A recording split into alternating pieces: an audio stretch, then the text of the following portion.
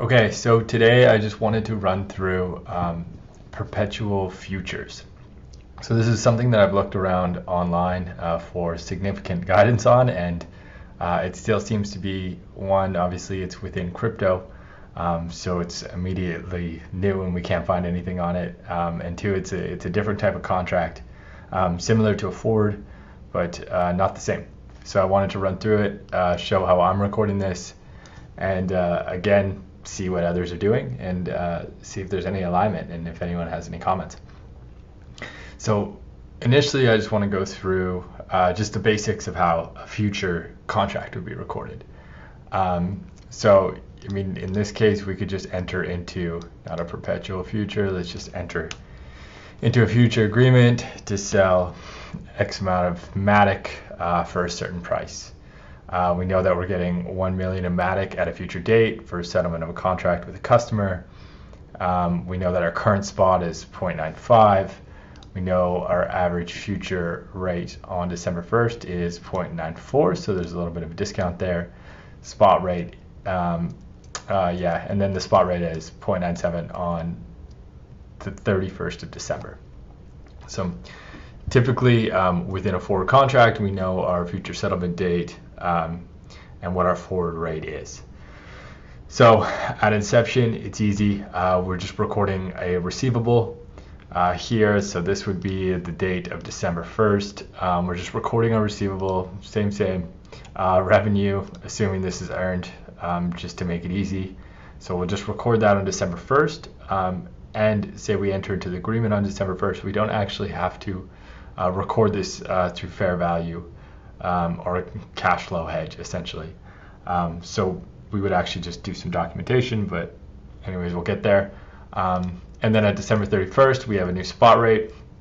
So we adjust our receivable and our exchange to directly to net income for our difference in the spot rate at December 31st. And then we would have any differences recorded through the forward contract to basically negate any of the either gain or loss. So obviously just a hedging instrument. And then when we close, say on January 21st of the following year, we have another spot rate. We mark everything to market, and we clear out our cash, our AR, clear our forward contract value. So this is kind of just a very simplified traditional version. A perp works a little bit different. So basically, perpetual contracts are similar to futures, but they have no expiration and no settlement date. So you can basically hold them till the end of time. You have associated costs through funding payments and interest payments. But yes, they don't have a future forward rate for settlement. So this is where it gets kind of interesting. And basically, when you enter into one of these, all you want is for your perpetual future is to just track what the market value is. So the good sign of a perpetual future is when the perpetual future value is basically mimics whatever the spot rate is on that day. That shows that, I mean, there's good arbitrage going on. It's easy for basically traders to get in and out of perp and spot markets. You'll find exchanges such as Binance kind of has the best rates just because they have the most liquidity, most volume, and they offer an easy platform for basically traders to capitalize on any arbitrage opportunities to swap back from spot rate to the perpetual future rate if it makes sense to do so. So then basically I said, so there's funding payments. So one of the main reasons the actual perpetual future will be close to the spot rate is because of funding payments. So basically, when there's a difference, so within a perpetual future, we have people who are selling, short selling, or longs. And basically, we have the spread between the two. So when there's a big difference, one basically pays the difference for the other and incentivizes the market to bring it back to the medium, where basically we want to agree to spot. So there's more analysis on this. All I'm trying to do is kind of just a high level of, okay, we wanted to track whatever the spot market is.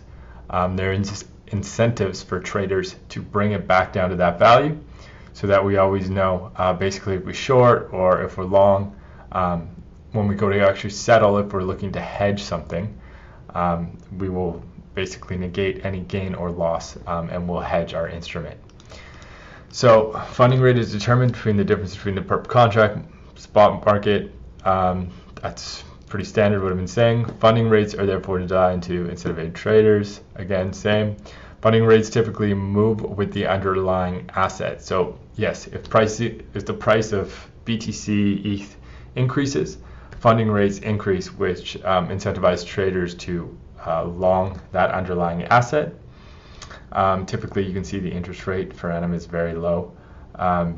So it's not something huge. I guess if the quantity of your perpetual future is massive, then yeah, a couple basis points you'll feel it.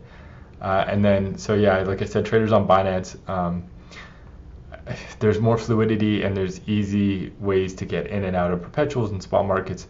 So naturally, this market has a closer spread, and the exchange fees are different. So, for example, here is just a brief example of what funding rates or funding payments look like.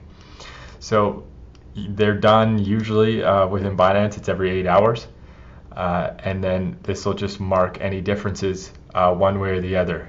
So these are the incentives, and you can see these upcoming on FTX or any of the other exchanges. And then basically this is it could go either way, depending on the way the market's moving, depending on the way the underlying asset is going. So in that situation, either you are gaining small amounts of money or you're losing them, and I just record these amounts when received just straight to net income. This is just kind of a simple way. I use a digital asset tracking tool. I can tag my perpetual futures and I just push them into net income. Sorry, not tag my perpetual futures. I can tag my funding payments and just put those straight through. And then the same goes for interest, any kind of interest that's picked up on the exchange as well. So now to kind of get into more of an example. So I'm treating it like a forward contract through fair value hedge under IFRS 9. So at each balance sheet date, the hedged asset or liability is adjusted to fair value according to changes in the spot rate. So this would be, in our first example, the accounts receivable and the revenue amount. So that's our hedged asset or liability. And the derivative hedging instrument is adjusted to fair value with the counterpart recognized as a gain or loss to net income. So this is our perpetual future that we're basically market to market. And then also, this is just standard. I'm also staying along the lines of a forward contract. In a fair value hedge, we do not record any discount. So I'll show that discount down here, but just to know. So this is what it kind of looks like when you first enter into one. So let's say we have a sell of a perp in Matic. So on Polygon, we take a position size of 2 million Matic.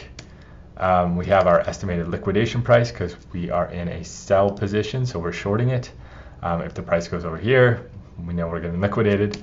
Market price at time of entry, 0.95, and then average open price. So there's a couple ways you can enter into these. A lot of the ways we'll maybe do it sometimes is through like time weighted average pricing. So TWAP. So then we'll kind of just basically drain into there and get like an average position over X amount of time. And then we have our break-even price, but we won't use that for any purposes of this. So in this example, XYZ Corp, or I'm just going to call it X Corp, is set to receive 2 million Matic at a later date. So that's why we took a sell of Matic. The USD value is the equivalent of whatever the Matic is at, well, we'll say it's basically, this is the spot rate on, let's say, the day we enter into the agreement. So we're actually not using these values. These are just for reference right now. I'm taking the spot rate on December 15th when we're entering into this agreement to determine what the USD equivalent is for that value today. So December 15th, I say GC, which is CoinGecko.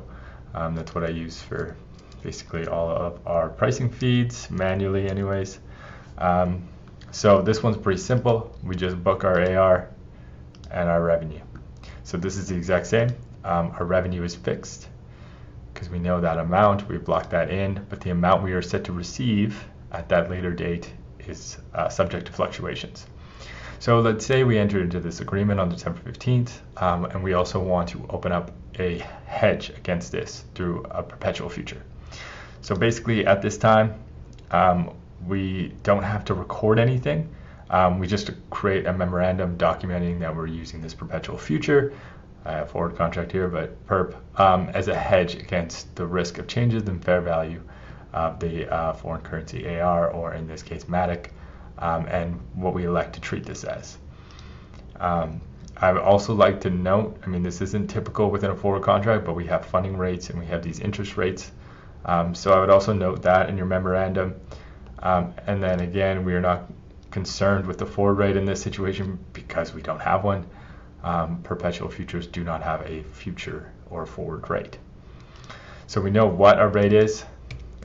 We know that the perp USD value on entry is basically whatever our open price was times the amount of MATIC or the position size that we opened.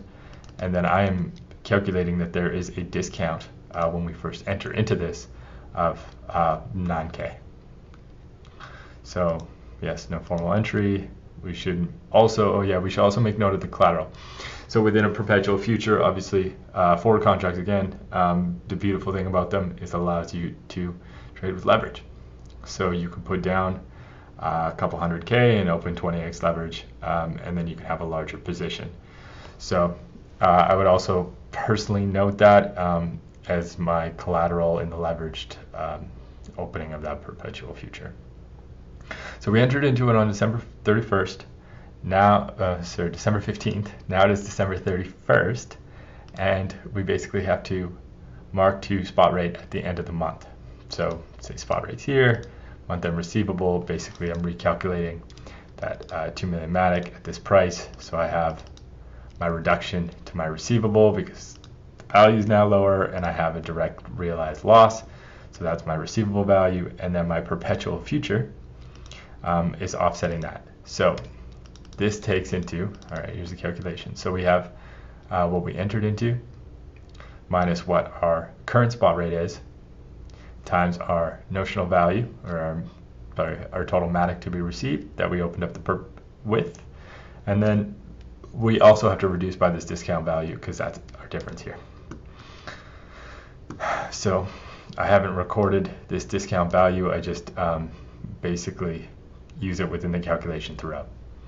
So this is simple. This is just marking to market at the end of the year or the end of your reporting period, at the end of every month. I would personally do this. And then, so just straightforward. And then January 10th, when say we have a settlement, say we receive this amount. So spot close on this day went down even more. So now it's a good thing we hedged this. So now basically this is our receivable value. Again, we have our 2 million MATIC at our current spot rate. This is what the receivable is at the date of close. This is what we're going to get. Basically now we have total MATIC received. This should be, nope, sorry. Here we go. So we want to update everything to market. So again, we have the value, increase the subsidiary entry. Sorry, it's a different example. But yeah, so we have to remark whatever our receivable is to market. So I'm making this adjustment again. There's my reduction, there's my offsetting loss, and then my perpetual contract offsets that. Same contract, is same calculation essentially as we did before, taking the difference between my spot, my opening perp, and then I'm getting out both my discount, and now I'm also taking out what I have already marked my perpetual contract to. So then basically that offsets, and now we receive the MATIC. So we knew that we were going to basically get this perp value of MATIC, so that's great, we have that. We close out our receivable, which we know is basically, it's just this because we marked it to market, that's what the value is. And then we have our perpetual contract that we have to net out. So that's the sum of whatever our perpetual agreements are here, here, and then also this 9K. So that gets us to the 94K, which we now write off because we don't want to carry that perpetual contract through. Great. Yeah, so that's just a pretty simple explanation. It's a really good way, like they're very easy to use. You're not locked into any long term. Yeah, I think there's probably a few ways to record here. I think now looking at this value actually, because now I haven't properly recorded my perpetual future and I'm at a credit of 9K. I need to adjust this amount, and then I will adjust the difference. So this is probably where I'd record my discount, or I'd record it on pawn entry. To record, probably just flow that amount through the income statement. But I'd be curious to see what other people are saying. Yeah, and there's lots you can do with these. For example, I would look at doing it for one company on behalf of the other, and you can start to build out some really nice hedging opportunities, especially within the crypto market when we have the volatility we do. I don't know if anyone's ever dealt with the situation where it's like the prior 3 months TWAP price you're designated to get, and blah blah blah. So there's a few different situations where you can really get burned by an exchange difference. So yeah, this is a good and easy way to do it, and I think FTX, if I had to recommend one, is really easy to use. Yeah, great. Thank you.